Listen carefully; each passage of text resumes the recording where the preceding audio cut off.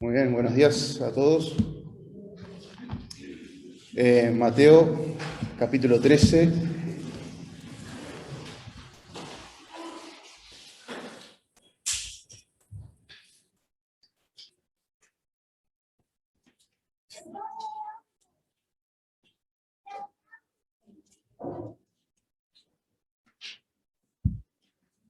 Vamos a leer desde el versículo 1.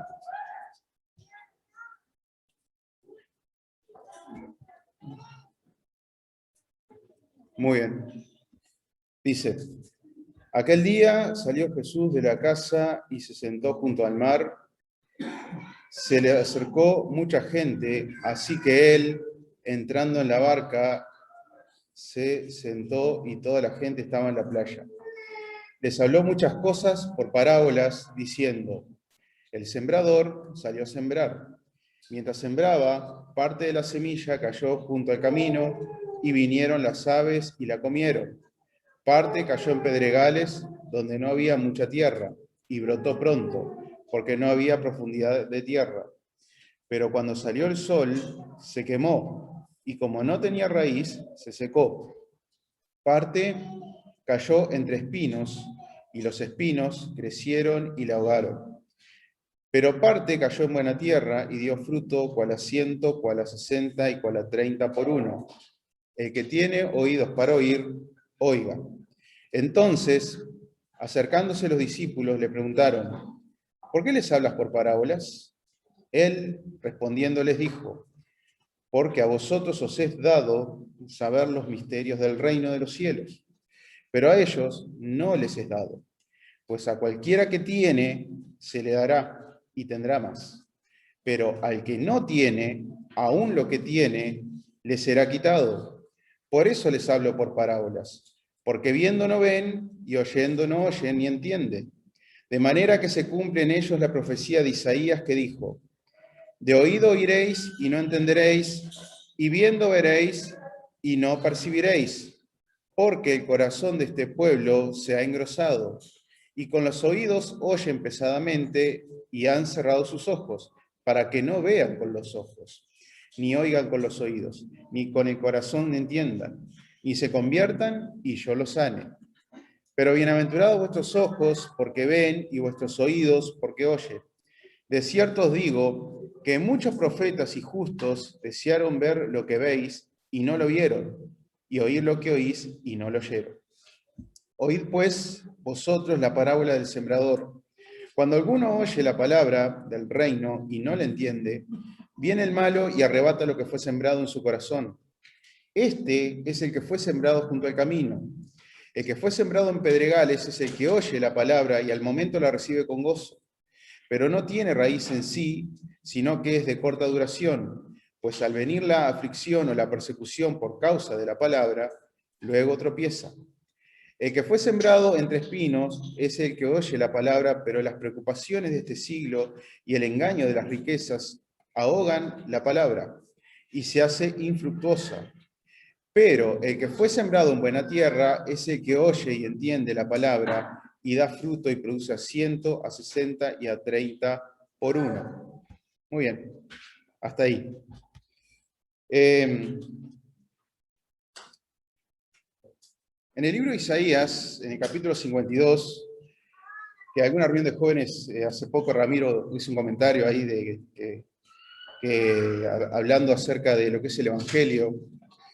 En el capítulo 52 hay una parte donde dice que, o sea, el profeta está diciendo que Dios iba a volver a Sion, Dios iba a volver a su pueblo, ¿sí? Y que esto era una buena noticia, eran buenas nuevas, ¿sí? Buenas nuevas de paz. Dice, dichosos son los pies de los que anuncian buenas alegres, las buenas noticias, el que anuncia la paz, ¿sí? De buenas nuevas de salvación. Y después lo último que dice ahí es, del que le dice a Sion, tu Dios reina, ¿sí? Entonces todo eso junto es la buena noticia en el Antiguo Testamento, de salvación, de paz y de que Dios reina. Era un evangelio, una buena noticia, un evangelio del reino, ¿sí? Pero lo interesante es que si nosotros damos la vuelta a la página y vamos a Isaías 53, Empieza diciendo Isaías, ¿quién ha creído a nuestro anuncio? ¿Cuál es ese anuncio? El que decía en Isaías 52, del que anuncia la paz. Entonces Isaías ya estaba profetizando que el pueblo de Israel iba a rechazar ese anuncio, ese evangelio del reino. ¿Sí? Isaías 53 sigue diciendo, ¿quién ha creído nuestro anuncio y sobre quién se alargó el brazo de Jehová?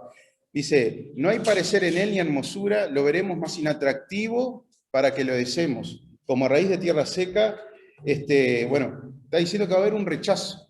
¿Sí? Ahí invertí un poco el orden. Va a haber un rechazo con ese mensaje que va a venir personificado en una persona.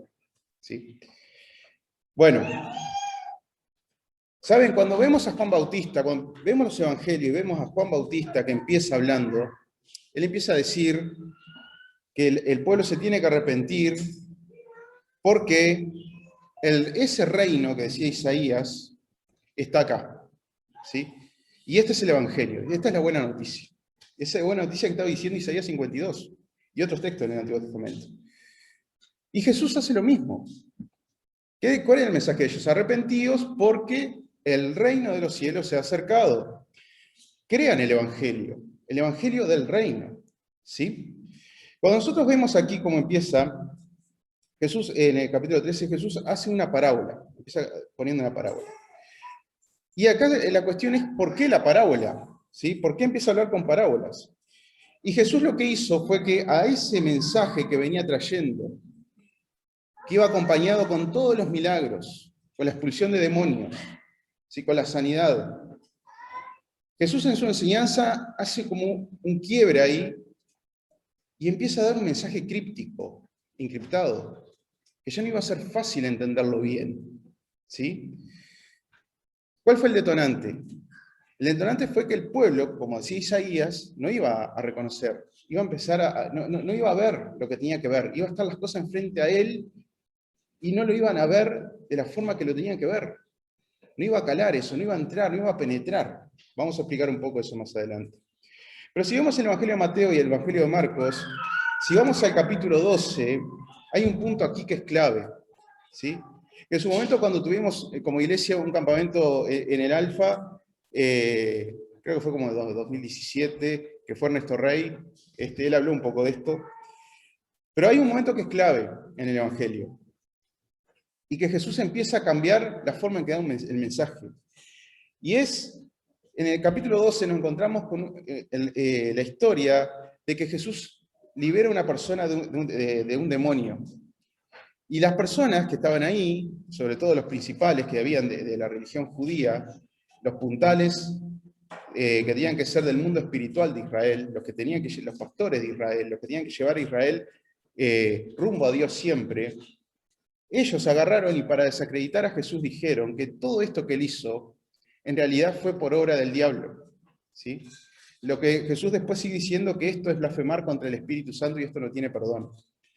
Pero el punto detonante para mí es lo que Jesús dice en el versículo 28. Dice, pero si yo, por el Espíritu de Dios, echo fuera a los demonios, ciertamente ha llegado a vosotros el reino de Dios. ¿Sí? Si yo, por el Espíritu de Dios, estoy corriendo las fuerzas espirituales que gobiernan el mundo, ¿sí? Quiere decir que el reino de Dios está irrumpiendo, está entrando, está corriendo. Las tinieblas están yendo y está entrando la luz. ¿Sí? Fíjense que el mensaje del reino siempre está. El punto es que acá había un rechazo deliberado, rotundo. ¿Sí? Estaban viendo cosas en Jesús que eran únicas. Pero ¿saben qué? Esta gente estaba creando su propia interpretación de la realidad, de lo que estaban viendo con Jesús. Siendo que había una interpretación sola. ¿Cuál era la interpretación? Era que Dios estaba volviendo a su pueblo en Jesús, que se estaba cumpliendo Isaías, que estaba cumpliendo muchos profetas de la antigüedad. Pero ellos estaban creando su propia interpretación de lo que pasaba con Jesús. Esto no es de Dios, decían, esto es del diablo. Estaban llevando al extremo opuesto. Era semejante negación. Después de ahí Jesús cambia. El mensaje del reino de Dios pasa a ser de otra forma. Es más difícil, como que la verdad ahora se alejó más del pueblo. empieza a hablar por parábolas, ¿sí? Que iba a ser más difícil entender lo que quería decir, no iba a ser de una forma tan directa como él les decía desde el principio, que el reino de los cielos es acercado y que se tienen que arrepentir. Ahora iba con un mensaje críptico, ¿sí? Iba con un significado que había que buscar interpretaciones y demás. Y acá empezó a cambiar el mensaje Jesús. Ya no era de una forma directa, era a través de estas parábolas. Entonces, cuando la gente niega la verdad los deja también. La verdad se aleja. Cuando la gente no quiere reconocer y quiere hacer su verdad o quiere establecer su propia interpretación, la verdad se va a empezar a ir. Y va a ser más difícil que esa verdad entre en su vida, ¿sí? El punto es acá que nos vamos a centrar más que nada en lo que es del 10 al 16, ¿sí? Bueno, Jesús les dice la parábola del sembrador. Entonces dice el versículo 10 que se acercaron los discípulos y le preguntaron, ¿por qué le hablas por parábolas? ¿Sí? Ahora, ¿quiénes son estos discípulos? Y la idea que a nosotros se nos viene ha sido los 12, ¿sí? Pero gracias a Dios que está Marcos, que está Lucas y que está Juan, ¿no? Que entre todos ellos podemos armar cómo es la película realmente, ¿no? Y si vamos al pasaje alterno, que es en Marcos capítulo 4, ¿sí?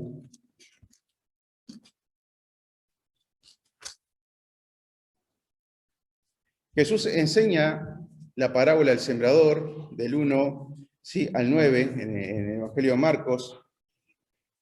Y vamos a ver solamente el versículo 10. Dice, cuando quedó solo Jesús, los que estaban cerca de él, con los 12, le preguntaron sobre la parábola, ¿sí? Los que estaban cerca de él. ¿Eran los 12? Sí, más un grupo más de personas que había ahí, ¿sí? Volvemos de nuevo a Mateo 13. Este grupo va a Jesús y le empieza a hacer preguntas, mismo de la parábola, ¿por qué le habla por parábolas y por la parábola en sí, uniendo todo, ¿no? Y Jesús dice el versículo 11, él respondiendo les dijo, porque a vosotros os es dado saber los misterios del reino de los cielos. Acá se está hablando del reino de los cielos. ¿Mm? Lo que Jesús decía de forma directa y que ahora iba de una manera por parábolas. Pero a ellos no les es dado. Y acá vemos que hay dos grupos, ¿sí? Hay dos grupos. Vosotros, quienes son los 12, más todos los otros que estaban ahí, ¿sí? Y ellos. Y Marcos, en mi Biblia, no sé, en otra Biblia ahí no contesté, pero Marcos dice, Jesús dice en Marcos, los que están afuera, ¿sí? O sea, dos grupos, los que están acá y los que están afuera, ¿sí? Y hay algo acá, que a los que están acá, mis discípulos, les es dado, se les da algo, ¿sí? Pero ¿cuál es el fin de eso que se le da? Es que tengan más. Pero también lo que dice aquí el versículo 12, que se les da algo porque ellos tienen algo. Es medio trabalengua, pero el versículo 12 dice, pues a cualquiera que tiene, se le dará y tendrá más. ¿Sí? Pero el que no tiene, aún lo que tiene le será quitado. Entonces, el grupo ese que estaba con Jesús, vamos a llamar discípulos, pero acuérdense que no son solo los 12, son más, ellos tenían algo. Y porque tenían algo, se le estaba dando más, se le estaba ahora dando esta explicación más, se le estaba mostrando la verdad. Y los que están fuera no tienen algo. Y como no tienen algo, están privados de la verdad. ¿Qué es lo que ellos tienen? Marcos nos mostró que ellos fueron a Jesús y le preguntaron, explícanos, muéstranos la historia de la parábola. ¿Sí? Ellos tuvieron una voluntad de ir a Jesús, de saber más, de querer estar ahí. Eso es lo que los hacía que estén adentro. ¿Por qué ellos estaban adentro y los otros estaban afuera? Porque ellos no se quedaron con el no entendí. ¿Sí? Porque en definitiva ellos estaban siguiendo a Jesús. Por eso estaban ahí. Los otros no. Ahora, este pasaje se explica muy bien con la parábola. Vamos a analizar punto por punto de la parábola, ¿sí? Jesús dio la explicación del versículo 18 al 23. Y acuérdense de nuevo esto. El grupo que estaba con Jesús tenía algo. Los que estaban afuera no tenían.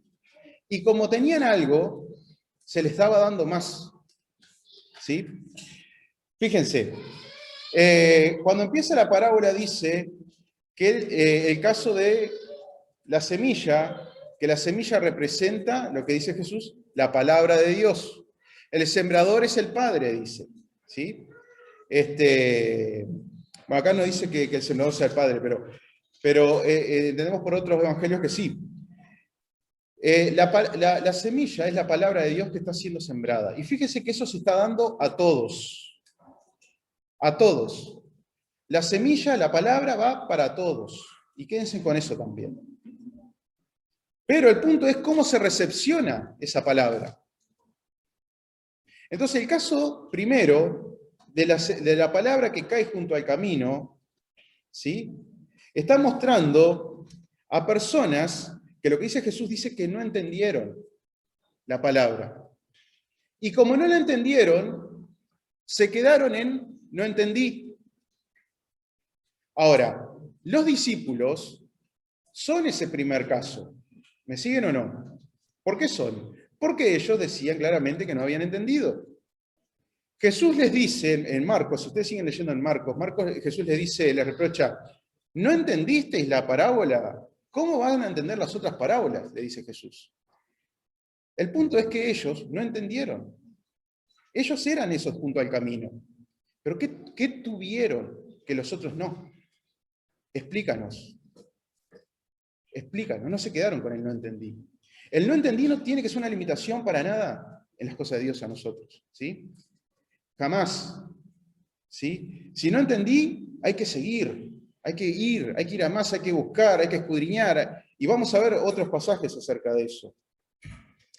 Entonces dice que el que no entendí, lo que cayó en él, lo que le fue dado, lo que tenía, como dice ahí, la semilla, la palabra, ella va con un fin. ¿Cuál es? El de brotar. El de brotar y crecer, tanto hacia abajo como hacia arriba. ¿Sí? Pero vemos que ni tan siquiera pudo tener un trabajo. ¿Sí? Estas personas, estas vidas, que la palabra viene y ellos se quedan con el no entendí, no dan ni lugar a que la palabra empiece a trabajar en sus vidas. No le dan el honor, no le dan el lugar a la palabra para que empiece a hacer una obra. ¿Sí? Entonces, estas personas, lo poco que tenían, les es quitado. ¿Sí? Lo poco que tenían les fue quitado. Seguimos. Después viene el caso, perdón, digo poco, pero es la palabra de Dios, no es poco. Pero hablando en lo que es la historia, ¿no? Era solo la semilla lo que tenía. Pero ahora vemos un caso que profundiza un poco más la cosa. En el sentido de que hay un brote. ¿Sí? Dice que viene la palabra, está el terreno que está hay pedregales, y dice que la palabra empieza a obrar ahí. Esa persona está dejando que la palabra en su vida empiece a ser una obra. ¿Sí? Pero, ¿qué pasa? Esa persona queda en la superficie. No profundiza en las verdades de Dios. No deja que la palabra de Dios eche raíces en su vida. Toque las cosas que hay que tocar. Saque lo que haya que sacar. ¿Sí? Se queda en la periferia, se queda arriba. ¿Sí? Y nosotros vemos tantos casos de personas que han venido en la historia, yo como cristiano desde que soy niño, y bueno, estando acá también, personas que parecía que eran y que sintieron y que venían, oraban, estaban, y de pronto ya no están. ¿Sí? ¿Por qué? Porque no echaron raíces, no dejaron que la palabra eche raíces en ellos. Era algo superficial, era algo de la capa de arriba, era cáscara nomás. ¿Sí?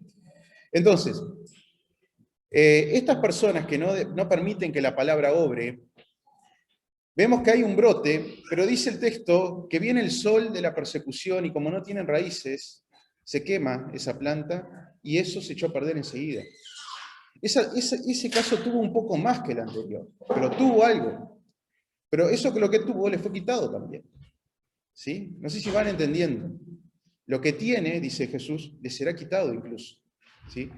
Estas personas tuvieron la palabra obrando en sus vidas, pero como de parte de ellos no acompañaron el proceso de la palabra, lo poco de la palabra que tuvieron les fue quitado. La obra que empezó a hacerse ahí les fue quitado también. Seguimos con el otro caso. El otro caso es el que dice que la palabra cae sobre espinos y que los espinos empiezan a crecer y ahogan la planta. Y Jesús lo que dice ahí, que esos espinos son las preocupaciones de la vida y el engaño de las riquezas. ¿Sí?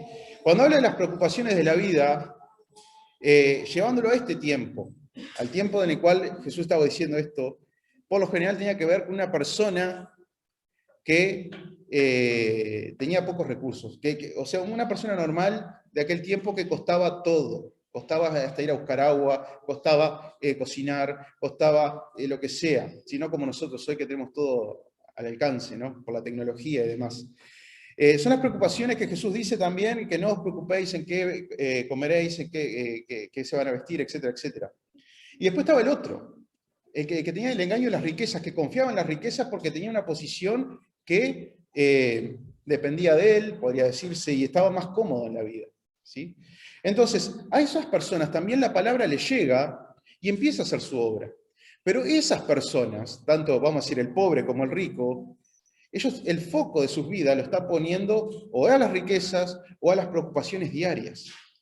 Entonces, ¿qué es lo que está haciendo eso? Le están dando a ellos una trascendencia a esas cosas en lugar de que la palabra sea lo trascendente en su vida. Entonces no dejan que la palabra obre porque la ahoga. ¿Sí? No creen a la palabra en instancia. Están, o creen una parte, pero en realidad están más preocupados, tienen mayor fe en lo otro, en qué voy a comer mañana, qué voy a hacer, y enfocan su vida en esas cosas. Entonces ahí también la palabra llegó, y la poca obra que pudo hacer la palabra, como ellos no acompañaron el proceso, lo poco que tuvieron les fue quitado. Entonces, si vemos los discípulos eran los de junto al camino, porque no entendían. ¿Pero qué tuvieron ellos que los otros no? La actitud, la voluntad, no entendemos. ¿Sí? Sabemos que esto hay algo, pero queremos saber. Y eso es lo que nos tiene que acompañar a todos nosotros. El acompañar el proceso. El no quedarnos en la traba, el no quedarnos sino arreglar el problema que está viendo, ¿no? Después vienen los junto al camino, perdón, los que están en buena tierra. Y esa buena tierra dice que a ellos le cae la palabra y empieza a hacer su obra, y la palabra está cómoda en ese lugar, y puede echar raíces, y puede crecer hacia arriba, hacia abajo, y sobre todo empieza a dar fruto. Entonces, esa tierra que tuvo lo que tenía que tener, le es dado para más, empieza a dar fruto. ¿Sí? El que tiene, le será dado y tendrá más. El que no tiene, aún lo que tiene, le será quitado. ¿Sí? Cómo la palabra se explica a sí misma, ¿no? Y Jesús está hablando de esto. Ahora, ¿qué quiero decir yo con estas cosas también? El gran problema que tenía Israel acá era la indiferencia con Jesús. Que Isaías lo había profetizado. El punto es que la palabra, Jesús, estaba obrando en ello, el mensaje se estaba dando y se estaba comunicando lo que era el reino. Pero habían personas, como todo, que no estaban acompañando el proceso, y la gran mayoría no acompañaba el proceso. ¿Pero por qué? Porque no valoraban lo que tenían enfrente, no veían lo que tenían enfrente. ¿Sí? Nosotros como iglesia también nos pasa. ¿Saben? Cuando a mí me gusta ver la iglesia primitiva, y hago un paréntesis ahí, y no me estoy refiriendo a lo que hice Hechos, que estaban todos los días en el templo, porque eso fue un momento nomás. Me estoy refiriendo a todo el siglo I y el siglo II, ¿sí? Cuando la iglesia era perseguida por el imperio. Nosotros tenemos algo que acá, o en este tiempo, que es lamentable, que es algo del mundo, cómo funciona el mundo, pero eso ha entrado en la iglesia. Y no digo que sea pecaminoso eso. ¿Por qué? Me estoy refiriendo a este concepto, que cuando hay sobreabundancia de algo, lo que pasa es que ese algo se devalúa. ¿Sí? Si hay una buena cosecha de morrones, y anduvieron bien y todo lo que sea, el morrón se entiende que baja, ¿no? Porque le pasa cosas así, ¿no? O con el dólar, o con lo que sea. Cuando hay abundancia de algo, se devalúa, ¿no? Cuando hay poco, es cotizado alto. Nosotros tenemos una sobreabundancia ¿de qué? De librerías cristianas, ¿sí?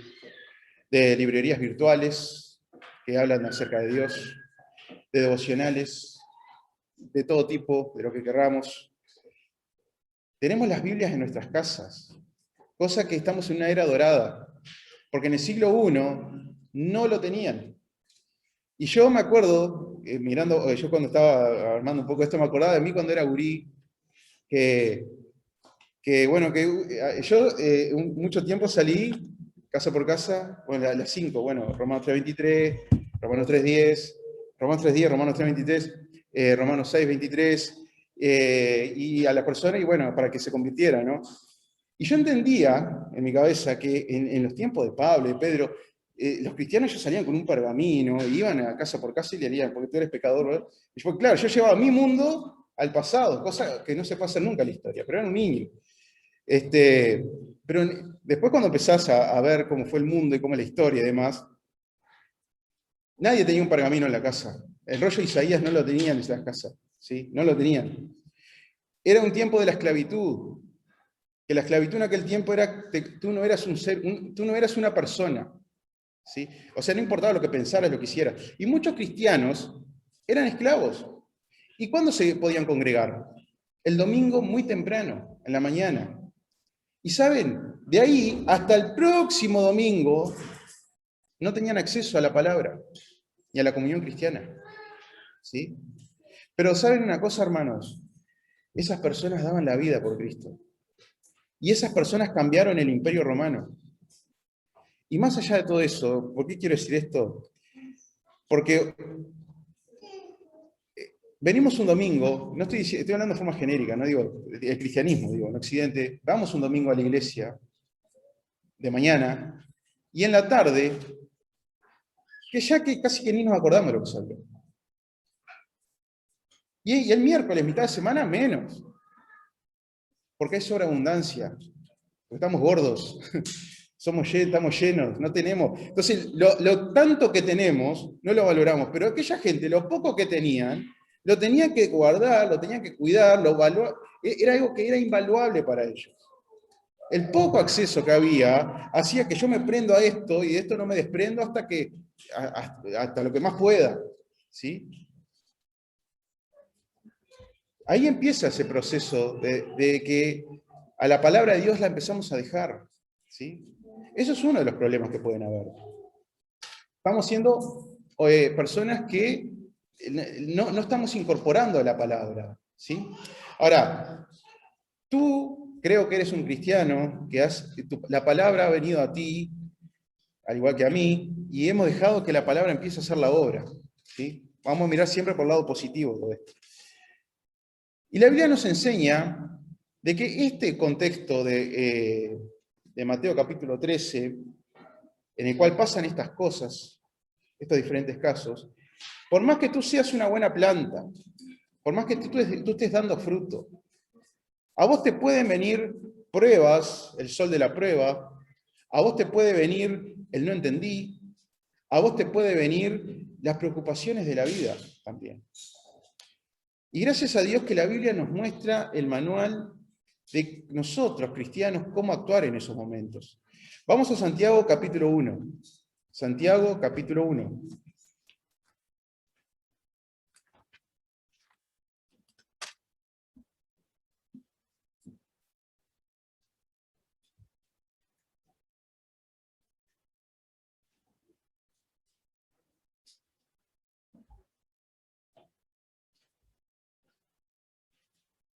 ¿Llegaron? Siento Biblias todavía aquí.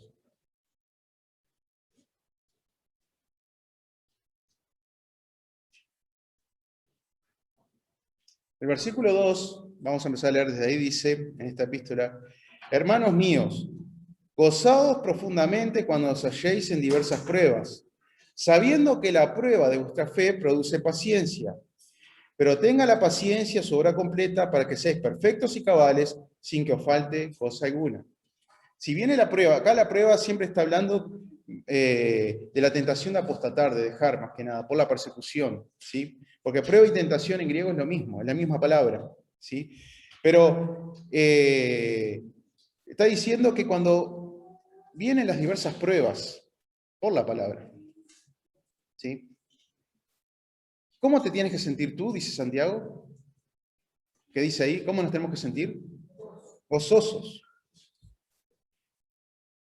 El que cayó en Pedregales no iba a aplicar esto, ¿sí? Entonces la planta se iba a morir. Pero tú, cristiano, que ya la planta está armada en ti, tú tienes que entender que ese contexto no va a ser ajeno a ti, que la persecución va a venir, que la prueba va a venir, ¿sí? Por la persecución, por lo que sea. Pero tú te tienes que gozar, dice la Escritura. ¿Cómo vamos a recibir la prueba? En gozo. Y esa prueba, si tú la recibes en gozo, ¿sabes lo que va a hacer en ti? Que fructifiques. ¿Cuál va a ser el fruto? ¿Sí? Que la prueba de vuestra fe produce paciencia. La paciencia, fruto del Espíritu. ¿Sí? Vas a ver que vas a estar dando fruto, recibiendo la prueba con gozo. ¿Sí? Y eso te va a llevar a un estado completo y perfecto, dice. Ahora, sigamos con el versículo 5. Si alguno de vosotros tiene falta de sabiduría, pídala a Dios, el cual da a todos abundantemente con fe, no dudando nada, porque el que duda es semejante a la onda del mar, que es arrastrada por el viento y echada de una parte a otra. No piense que tal haga, que recibirá cosa alguna del Señor, ya que es persona de doble alma, doble ánimo, e inconstante en todos sus caminos. Los pájaros representaban a aquellos que no entendí. Y acá Santiago está diciendo que si tú no entiendes, si a ti te falta, tienes que ser como hicieron los discípulos, que fueron a Jesús para ver cómo era que le explicara. Y acá Santiago está diciendo lo mismo. Ve a Dios. Si tienes falta de sabiduría, pídela. Pídela. No te quedes con el no entendí. Que el no entendí no sea la causa por la cual no crezcas. No crezcamos. Busquemos, profundicemos, sigamos. Pero Santiago nos dice, pidan, ¿sí? Como los discípulos lo hicieron. ¿Sí? Seguimos. Después el versículo 9 dice, el hermano que es de humilde condición, gloríese en su exaltación, pero el que es rico en su humillación, porque él pasará como la flor de la hierba. Cuando sale el sol, con calor abrasador, la hierba se seca, su flor se cae, y perece su hermosura, su hermosa apariencia. Así también se marchitará el rico en todas sus empresas. Cuando vimos el caso de los que fueron sembrados en los espinos, ¿sí? Dijimos que los contextos era pobreza, riqueza, ¿sí? De aquel tiempo. A la persona que está preocupada por qué va a vivir, cómo va a ser, qué va a tener, cómo va a comer, lo que sea, y el otro que está holgado y que confía en las riquezas. Y acá Santiago está diciendo, si tú eres una planta de esas, realmente, de donde está la planta verdadera, y estás en un contexto de riqueza, acordate, tú eres pobre, ¿sí? Te tenés que gloriar no en tu riqueza, no tenés que confiar en tu riqueza, tenés que gloriarte en que, en tu humillación, de que no eres nada, ¿sí? De que Dios te salvó. Todo lo que implica el mensaje del Evangelio en su conjunto, lo que somos nosotros, lo que es Dios. Ahora, el matiz que pone Santiago hacia aquel que es pobre, es el otro caso que dice Jesús, es que, no te preocupes por las cosas, ¿sí? Acuérdate que tú estás en un pedestal de gloria, que está Dios arriba de todo, que Dios te ha llevado a esferas celestiales, que te gloríes en eso que es la exaltación que Dios ha hecho con todos nosotros. Y eso te hace sacar la mente de este mundo, de esta esfera, de los problemas, de las circunstancias, y te hace ver a dónde nos ha llevado Dios. Entonces, todo, si vemos Santiago, entiendo yo, él hizo un esquema con aquello. Pero hay más todavía. Yo quiero tocar otro tema, pero vamos a saltar al versículo 19. Por esto, el versículo 19 de capítulo 1, mis amados hermanos, todo hombre sea pronto para oír, tardo para hablar, tardo para irarse. Acá estamos con cómo tiene que ser la verdadera planta, ¿no? Porque la ira del hombre no obra la justicia de Dios. Por lo cual, desechando toda inmundicia y abundancia de malicia, recibid con mansedumbre la palabra implantada, la cual puede salvar vuestras almas. ¿Sí? Santiago dice que la palabra, para recibirla bien, te tienes que desprender de cosas. Y no es nada distinto al mensaje que Juan Bautista y Jesús daban. Arrepentíos y creed al Evangelio. Abandonen las cosas que están haciendo mal y reciban esta buena noticia. La palabra es esta palabra del reino, es el Evangelio en todo su conjunto. Que el Evangelio no es que una vez lo recibiste y ya está, sino que toda tu vida es el Evangelio. Y lo que Santiago dice acá es que esto es implantado. ¿Qué es implantado?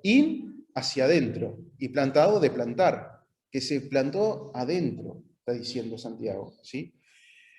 ¿Y qué implica todo esto? Que sos una persona equilibrada, sos una persona que sos tardo para oír, tardo para hablar, pronto para oír, tardo para hablar, tardo para irarse, que no actúa con odio, con cosas, sino que realmente está lo que dice el fruto del espíritu, de la mansedumbre, de templanza, que es el equilibrio, y todas esas cosas, ¿no? La paciencia ya la vimos más arriba, acá en Santiago. Después dice el versículo 22, sed hacedores de la palabra, no tan solamente oidores, engañándoos a vosotros mismos. Si alguno es oidor de la palabra, pero no hacedor de ella, ese es semejante al hombre que considera en un espejo su rostro natural. Él se considera a sí mismo y se va y pronto olvida cómo era. Pronto olvida cómo era. Pero el que mira atentamente en la perfecta ley, la de la libertad, y persevera en ello, no siendo oidor olvidadizo, sino hacedor de la obra, este será bienaventurado en lo que hace. ¿Sí? Jesús termina diciendo a los discípulos en Mateo, pero bienaventurados vuestros ojos, porque ven, ¿sí? y vuestros oídos porque escuchan. Porque ellos estaban acompañando el proceso de la palabra. ¿Sí? Y lo que Santiago nos comunica acá es que justamente a esa palabra hay que hacerla actuar, que la acción que ella quiere hacer nosotros nos contagie y que seamos nosotros hacedores de ella, que la acompañemos, que sigamos, pero que no seamos esas personas que recibieron la palabra y enseguida se olvidaron, oidores olvidadizos. Y me gusta el ejemplo de una persona que se ve en el espejo, en aquel tiempo con lo que costaría, o cómo no se verían, me parece, tal cual como tenemos nuestros espejos hoy, pero sin duda que se iría y al momento ya se olvidó cómo era su rostro, ¿sí? O cómo se había peinado, lo que sea. O la imagen que le quedó en la retina, ¿sí? En su cerebro, de cómo era que estaba su apariencia, ¿no? Y eso es un mensaje a nosotros. ¿Cuántas veces nosotros, lo que dije hoy, escuchamos la palabra, pero es como si nada, es indiferente, nos vamos y nos olvidamos y ya no, y prendemos el televisor y nos da lo mismo hablar de cualquier tema y dónde está el 2x1 y cosas así, y la palabra ahí en medio es como algo que está a la par. No, y acá es lo que Santiago dice, que la palabra es la palabra, tiene que tener su lugar en tu vida, el lugar número uno, y dejarla que actúe. Y que si tú la dejas que ella actúe, tú vas a actuar, tú vas a empezar a obrar esa palabra. ¿Sí? ¿Y qué se caracteriza ese obrar? Versículo 26 dice, si alguno se cree religioso entre vosotros, pero no refrena su lengua, sino que engaña su corazón, la religión del tal es vana. La religión pura y sin mancha delante de Dios el Padre es visitar a los huérfanos y a las viudas en sus tribulaciones y guardarse sin mancha del mundo. Visitar a los huérfanos y a las viudas implica dar algo esperando no recibir nada a cambio. ¿Sí? Un huérfano y una viuda no te lo iban a devolver. Ayudar a esas personas necesitadas porque hay que ayudar. ¿Sí? No esperando un fin, no facturando después algo, o echando en cara que hago tal cosa, porque capaz que el fin de hacerse bien es tocar trompeta, ¿no? Y lo otro es guardarse del mundo, ¿sí? Que el mundo no tenga entrada en mi vida. ¿Saben? Todas esas personas que eran los que estaban afuera, cuando Jesús estaba en la playa, y Marcos dice que cuando Jesús estaba solo, ahí van y le dicen, enséñanos la parábola, explícanos. Y Jesús dice, los que están afuera no les es dado, a ustedes sí. Jesús, yo entiendo que esas personas que se van, ellos ya enseguida se olvidaron de lo que Jesús dijo. Porque empezaron con sus labores, con sus quehaceres, y justamente al no estar ahí con Jesús, es que no le estaban dando el honor a la palabra que se merecía. Y el mundo ya estaba en ellos. El mundo como sistema mundo, no solo lo pecaminoso, sino el mundo con todo lo que ofrece, las preocupaciones, los quehaceres, todas las cosas, ¿sí? Vamos a volver a Mateo, capítulo, donde estábamos, capítulo 13, ¿sí? Entonces, ahora la verdad de Dios iba a estar más difícil llegar a ellos, a este pueblo de Israel, ¿sí? Era algo judicial esto, hubo un rechazo de parte del pueblo, y ahora esto era como una especie de castigo que venía de parte de Dios, ¿no? Ellos no quieren, bueno, ahora va a ser más difícil que lleguen a la verdad. Entonces, Mateo cita al profeta Isaías, Jesús cita al profeta Isaías. Nos dice el versículo 14, vamos a leer desde el 13. Por eso les hablo por parábolas, porque viendo no ven y oyendo no oyen. O sea, ellos tenían a Jesús delante de ellos haciendo los milagros, mostrando que era Dios realmente y que el evangelio que decía Isaías se estaba cumpliendo en él. Pero ellos, teniendo las pruebas delante, no veían, no lo veían. Oyendo el mensaje de forma directa, no lo entendían. Por eso dices que ahora les hablo por parábolas, ¿sí? Ahora ellos han negado, por eso ahora es más difícil, la verdad se está yendo de ellos, se está alejando de ellos la verdad. Va a ser más difícil llegar a la verdad, ¿sí? Dice en el versículo 14, de manera que se cumple en ellos la profecía de Isaías que dijo, de oído oiréis y no entenderéis, y viendo veréis y no percibiréis, porque el corazón de este pueblo se ha engrosado y con los oídos oyen pesadamente y han cerrado sus ojos, para que no vean con los ojos, ni oigan con los oídos, ni con el corazón entiendan, ni se conviertan y yo los sane. Citando a Isaías, Jesús está diciendo que acá se está cumpliendo lo que Dios le había dicho a Isaías. Y aquí la clave, en este pasaje de Mateo, es el corazón, ¿sí? Vamos un momentito a Juan, capítulo, ya les digo, 12.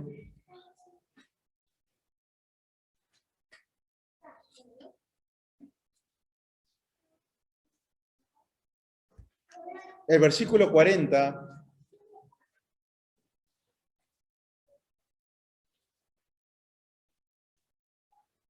Dice, cegó los ojos de ellos y endureció su corazón, para que no vean con los ojos, ni entiendan con el corazón, ni se conviertan y yo los sane. Fíjense que en este pasaje de Juan, lo que falta es el oído, que Mateo lo dice. Mateo lo que dice es que lo que se endurece es el oído. Y Juan lo que dice, saca la palabra oído, pero lo que se endurece es el corazón. Nosotros, a ver, las Américas, ¿cómo dice?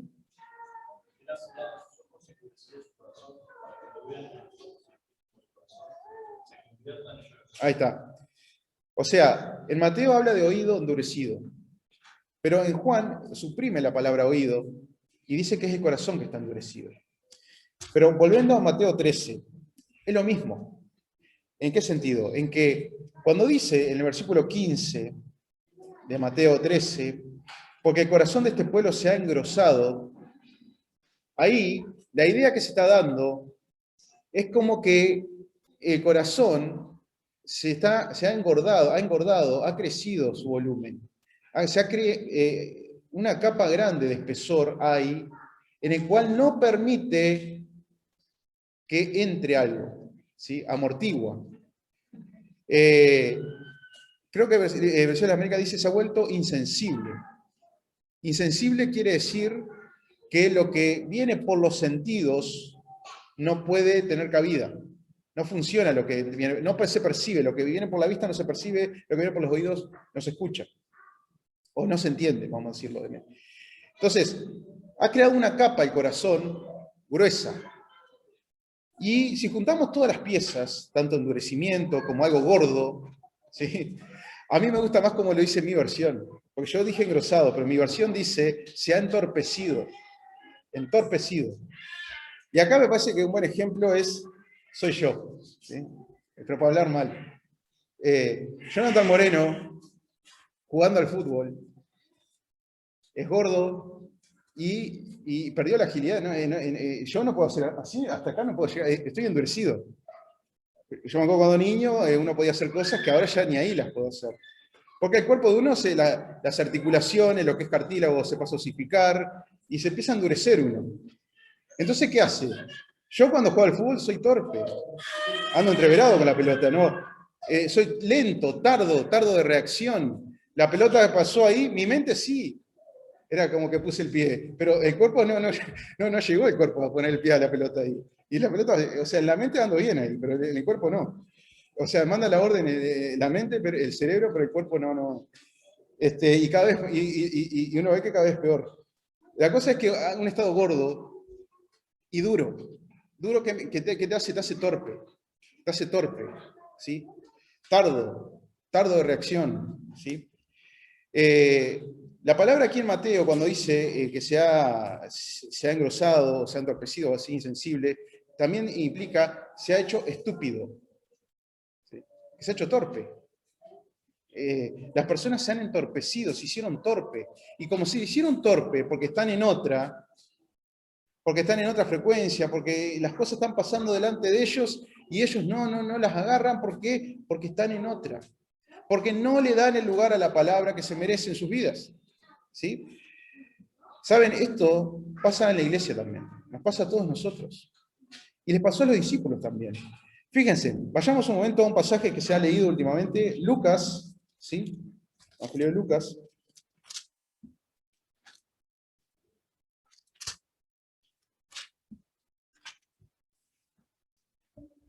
Capítulo 24. El camino a Maús. Jesús resucita y de alguna manera como que empieza a recoger a los dispersos. Empieza a ir a buscarlos. Y dice que dos de sus discípulos, que no sabemos bien, dice que ellos estaban volviendo a una aldea de Maús y el Señor se aparece con ellos. Y el texto lo que dice es que ellos no podían reconocer que el que estaba ahí al lado era Jesús. Jesús estaba como velado, ¿sí? No lo podían reconocer. Jesús caminaba con ellos, pero ellos lo que estaban viendo no lo estaban percibiendo, no estaban con el análisis, no estaban interpretando lo que era la realidad a través de sus ojos, ¿sí? Entonces, este personaje que aparece, que sabemos que es Jesús, empieza a dialogar con ellos. Y les dice, ¿de qué hablan? Y ellos le empiezan a decir, bueno, ¿qué tú no conoces? Lo que ha pasado de Jesús Nazareno, nosotros creíamos que él era un profeta, pero en realidad, bueno, sigue contando la historia que lo mataron, lo crucificaron, y hay testimonios que dicen que hoy de mañana lo vieron vivo. Algo medio sintetizado. Pero fijémonos lo que dice Jesús. ¿Sí? Versículo 25. Entonces él les dijo, insensatos y tardos de corazón, para creer todo lo que los profetas han dicho. ¿No era necesario que el Cristo padeciera estas cosas y que entrara en su gloria? ¿Por qué ellos no podían ver a Jesús? Porque había un problema de torpeza en su corazón. Eran tardos. Y fíjese cómo eso influye en la fe. Porque ¿qué dice Jesús? Tardos de corazón para creer a lo que ya estaba escrito. Porque ahora, con la resurrección, ellos ya tenían todo el puzzle armado. Y Jesús lo que les dice, ¿cómo ustedes no pueden ver la realidad que estaba en las Escrituras? De lo que tenía que pasar con el Cristo. Y Jesús empieza a contarle todo de nuevo y empieza a mostrarse Él en la Escritura. Le empieza por Moisés y por los profetas, ¿sí? Mostrándole que era necesario que esto sucediera con el Cristo. Y lo interesante es que cuando ellos van por el camino y Jesús les va mostrando y explicando, y ellos empiezan a ver la realidad, ¿sí? Llega un momento en el cual sus ojos se abren. ¿Por qué? Porque empezaron a creer a la palabra. La palabra la empezaron a ver realmente cuál era esa realidad, ¿sí? Empezaron a entender. Y cuando empezaron a entender, llegó un momento en el cual sus ojos se abrieron y ya reconocieron que estaba Cristo ahí. Es interesante que dice que ese corazón tardo, ellos dicen, ¿no ardía nuestro corazón cuando Él nos estaba exponiendo? Ante la exposición de la palabra, ¿sí?, clara que Jesús le estaba mostrando, ellos estaban acompañando ahí el proceso. La palabra estaba siendo implantada. ¿Cuál era la palabra? Cristo en la Escritura. ¿Sí? Veamos otro ejemplo, pero para mal. Hechos, capítulo 28.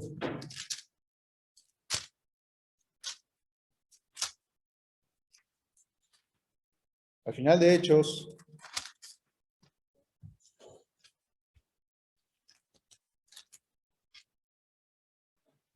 el apóstol Pablo ya había llegado a Roma y estaba preso. ¿Sí? Pero tenía mucha libertad, estando preso en una casa que alquilaba, para exponer la Escritura, predicar el Evangelio y recibir personas, ¿no? Dice el versículo 22, vamos a leer de ahí. Mateo 28, versículo 22. Pero querríamos oír de ti lo que piensas, porque de esta secta, o sea, de lo que sería el cristianismo, nos es notorio que en todas partes se habla contra ella. Habiéndole señalado un día, vinieron a él muchos a la posada, a los cuales les declaraba y les testificaba el reino de Dios desde la mañana hasta la tarde, persuadiéndolos acerca de Jesús, tanto por la ley de Moisés como por los profetas. ¿Qué estaba haciendo el apóstol Pablo? Lo mismo que hizo Jesús con los del camino de Emaús, mostrándose a Cristo en la Escritura, en el Antiguo Testamento. Versículo 24. Algunos asentían a lo que se decía, pero otros no creían. Como no estaban de acuerdo entre sí, al retirarse les dijo Pablo esta palabra. Bien habló el Espíritu Santo por medio del profeta Isaías a nuestros padres, diciendo, ve a este pueblo y diles, de oído oiréis y no entenderéis, y viendo veréis y no percibiréis, porque el corazón de este pueblo se ha engrosado, y con los oídos oyeron pesadamente, y sus ojos han cerrado, para que no vean con los ojos, y oigan con los oídos, y entiendan de corazón y se conviertan, y yo los sane. Sabed pues que a los gentiles es enviada esta salvación de Dios, y ellos oirán. ¿Sí? Cuando terminó de decir esto, los judíos se fueron teniendo gran discusión entre sí. Seguimos ahí. Bueno, después dice que Pablo siguió predicando acerca del reino de Dios. Pero fíjense cómo el apóstol Pablo a los judíos que estaban en Roma, que fueron a visitarlo para ver de qué se trataba esto, ¿sí? Él les expone a Cristo en la Escritura. Pero ellos no aceptaban. Ellos, lo evidente, lo que era tan evidente, y me imagino, y qué lástima, yo si me digo que no quedó algo que se escribiera tanto de lo que dijo Jesús a los de Emaús como lo que decía Pablo aquí, de ver a Cristo en el Antiguo Testamento.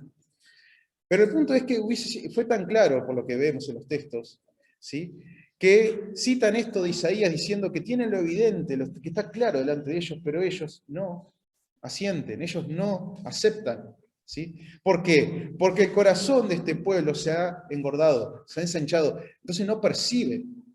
Hay una capa que cubre ahí, que no percibe y que aparte es dura. Cuando vemos en Juan, la palabra también ahí es como un callo. Se ha hecho un callo el corazón, piel dura, ¿sí? Que no reacciona, que no tiene sensibilidad. ¿Sí? Ellos dejaron entrar una esfera en sus vidas en las cuales los hizo torpes, gordos, ¿sí?, hinchados, duros, ¿sí?, que las verdades espirituales pasaban delante de ellos y ellos como si nada. No las acasaban ni no sé, digo, no estaban al alcance de ellos, porque ellos mismos se alejaron. ¿Sí? Entonces, este problema, esta clase de endurecimiento, de gordura, nos puede pasar a todos nosotros. ¿Saben? Cuando nosotros dejamos entrar en nuestra vida cosas, en nuestro corazón, en el núcleo de nuestra vida, se van armando capas. ¿Sí? Sea que preocupaciones, sea dónde estamos depositando nuestra fe, etc. La cosa es que puede llegar un momento en el cual la palabra de Dios no pueda obrar en nosotros. Porque se encontró con esas capas duras en el cual no reacciona el corazón. No permite que la palabra obre. ¿Sí?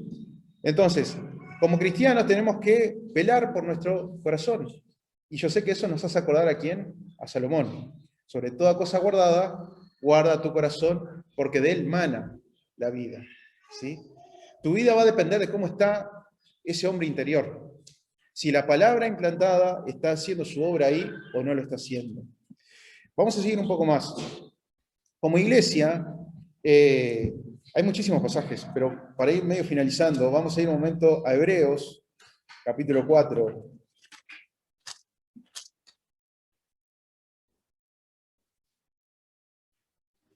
¿Sí? Y aquí voy a decir un poquito el contexto de Hebreos.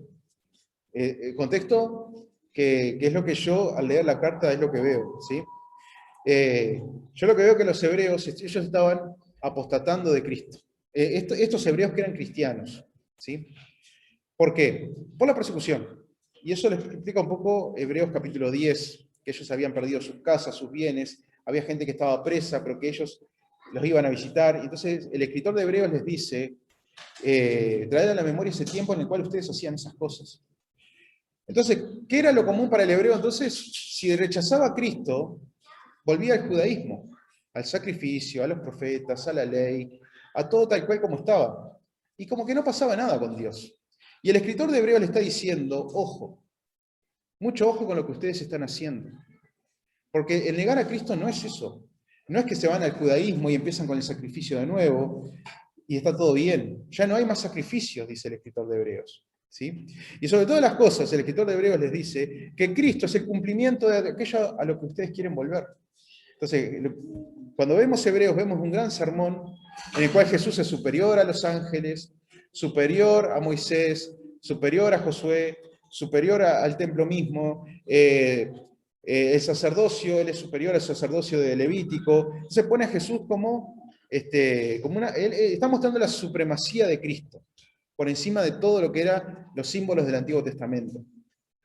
Bien. Entonces, acá en el capítulo 3 y en el 4, él cita, el escritor de Hebreos, algo que pasó con el pueblo de Dios, con el pueblo de Israel. Que era que cuando ellos salían de Egipto, ellos llegó un momento en el cual dijeron, nos vamos para atrás, abandonamos. ¿Sí? Cuando vienen los espías, ¿sí? Y dicen de que la tierra es buena en gran manera, pero tenemos que entrar y poseerla, decía Josué y Caleb, pero los otros espías que decían, no vamos a poder. No vamos a poder porque hay ciudades grandes, hay gigantes, ¿sí? Y no vamos a poder entrar. Entonces, ¿qué hizo el pueblo? El pueblo dijo que quiso apedrear a Moisés y a Josué, dijo, volvamos a Egipto con otros dioses, con los dioses de ellos, perdón. ¿Sí? Y ahí era como que abortaban. Entonces, el escritor de Hebreos, citando un salmo, dice que ustedes no tienen que entrar en esa dureza de corazón. ¿Sí? Dice, vamos a sintetizarlo un poco, pero dice el versículo 1 de capítulo 4, temamos pues, no sea que permaneciendo aún la promesa de entrar en su reposo, alguno de vosotros parezca no haberlo alcanzado. También a nosotros se nos ha anunciado la buena nueva, o el evangelio. ¿Cómo a ellos? ¿A ellos quién? A aquellos de Israel. A ellos de nada les sirvió por haber oído la palabra, por no ir acompañada de fe en la que lo oyeron. Y ahí vimos la fe anteriormente. ¿Sí? Vimos que un problema que puede haber para la fe es que seas torpe de corazón. ¿Sí? Ahora, dejando marcado acá en el capítulo 4 de Hebreos, volvamos a Juan, capítulo 13, donde estábamos hoy.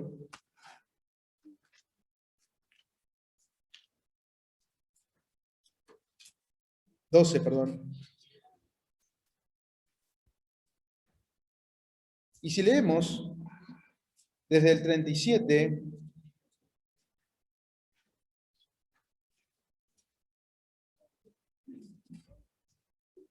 perdón, desde la segunda mitad del 36 dice, habiendo dicho Jesús esto, se fue y se ocultó de ellos. Pero a pesar de que había hecho tantas señales delante de ellos, no creían en él. Para que se cumpliera la palabra del profeta Isaías que dijo, Señor, ¿quién ha creído a nuestro anuncio? ¿Y a quién se ha revelado el brazo del Señor? Sí, paramos ahí. Dice que Jesús, acá, se oculta ya del pueblo. Según el cronograma de Juan, vemos que Jesús contrató con el pueblo de Israel hasta el capítulo 12. Después de ahí ya no tiene más. Después de ahí empieza algo muy íntimo con los discípulos, en lo que es el del 13 en adelante, que es el aposento alto. ¿Sí? Mostrando, porque Juan no tiene la estructura de las parábolas, no dice las parábolas de eso, sino que está mostrando el enfoque de otra forma. Pero vemos a Jesús que se oculta de esas personas y ya ahora el trato es exclusivo con sus discípulos, los cuales les dice, empieza a decir misterios. De 13 en adelante son misterios que ellos no conocían y que todavía Jesús le dice que aún tengo más, pero todavía no lo pueden sobrellevar, por lo tanto no se los voy a decir. ¿Sí? Pero el hecho es de que había hecho tantas señales, dice Juan, y que la gente no creía. Entonces dice Juan, lo que hemos dicho hoy, de que cita a Isaías cuando dice, Señor, ¿quién ha creído a nuestro anuncio? Pero ven que también esto implica la fe. ¿Sí? Y después sigue diciendo el 39, por esto no podían creer. ¿Por qué no podían creer? Dice. Porque también dijo Isaías, cegó los ojos de ellos, lo que leímos hoy. A ver si me están entendiendo. Volvemos a Hebreos. El factor para que nuestra fe se desarrolle bien es que seamos torpes o no seamos torpes. Es que seamos gordos en cuanto a las cosas de Dios, endurecidos o no. Y el escritor de Hebreos nos está diciendo que si oís hoy su voz, tú no endurezcas tu corazón. ¿Sí? No lo endurezcas. Y que lo que pasó en Masá, con los hebreos, ¿sí? Por ellos endurecer su corazón, no acompañaron la palabra con fe. ¿Me siguen o no? ¿Qué afecta a tu fe? Tu estado de no pasa nada, da lo mismo con la Biblia, la leo, o lo que le aplico a mi vida, tomámela en poco, con lo que es la escritura, lo que es la palabra, la simpleza, el estado de hacer la plancha, de estar por la periferia, de estar arriba, de no profundizar, de quedarme quieto. No. Hay que profundizar. Tenés que echar raíces. Tenés que crecer hacia abajo como hacia arriba. ¿Sí? Buscar siempre más, buscar el conocimiento de Dios más. Eso es lo que la Biblia te exhorta que nosotros de nuestra parte tenemos que buscarlo. Es lo que Salomón dice acerca de la sabiduría. Si la buscares como a tesoro, ¿quién? Tú. Tú la tienes que buscar. ¿Sí? Tú tienes que ir a más. Y eso va a dar entrada, va a dar lugar, va a ser la plataforma para que tu fe se pueda desarrollar junto con la palabra como tiene que hacer la fe de obrar esa palabra. Pero si tú no tienes la plataforma de la cual la palabra esté cómoda ahí, sino que no le das el lugar que se merece, todo el proyecto se va a hundir, la planta se va a quemar, la planta se va a ahogar, los pájaros se la van a llevar. ¿Sí? Acá dice que vamos a pegar un salto en Hebreos capítulo 4, ¿sí?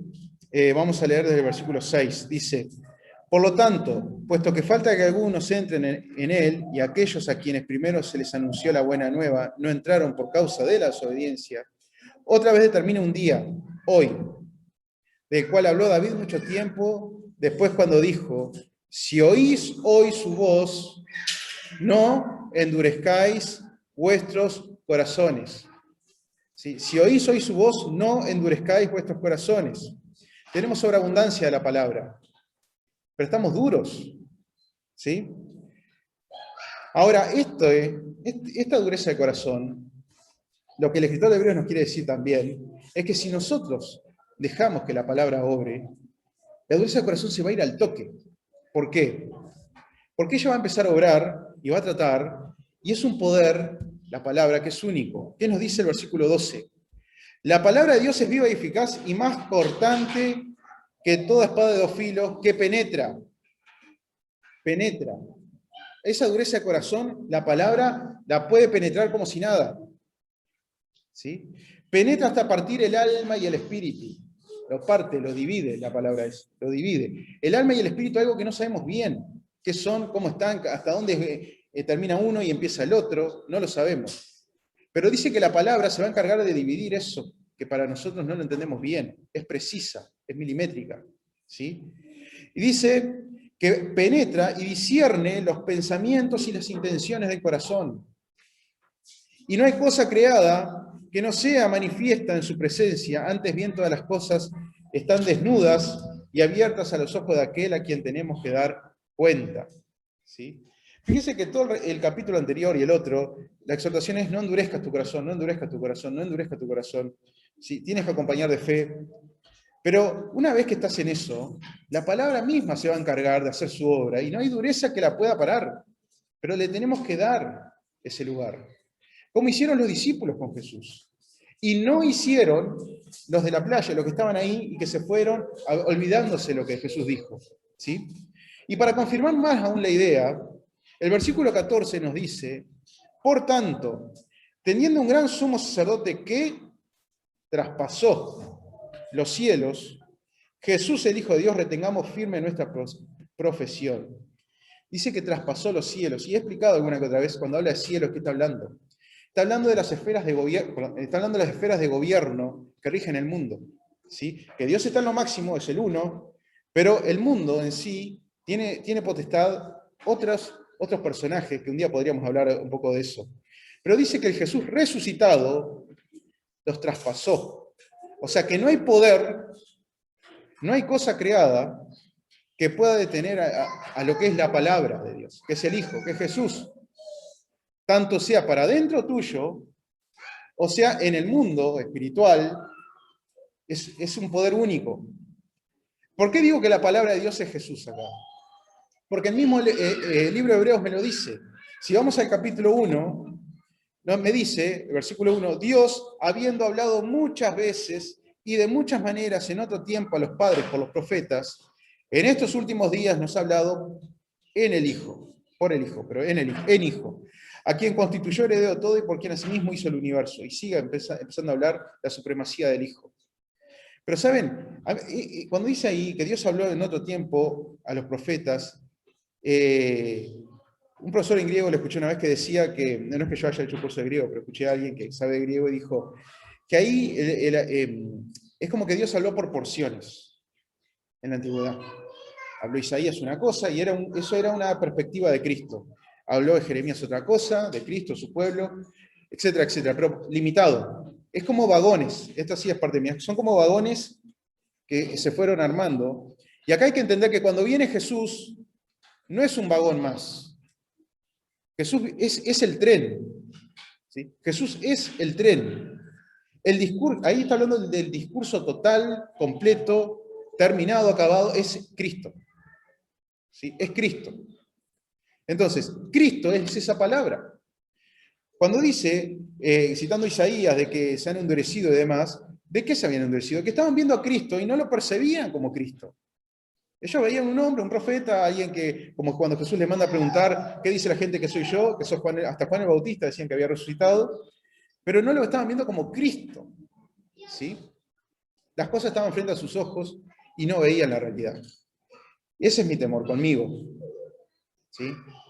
Y yo creo que como iglesia tenemos que tener ese temor. De que las cosas pasen delante de nosotros y seamos gordos, espirituales, duros, lentos, lerdos.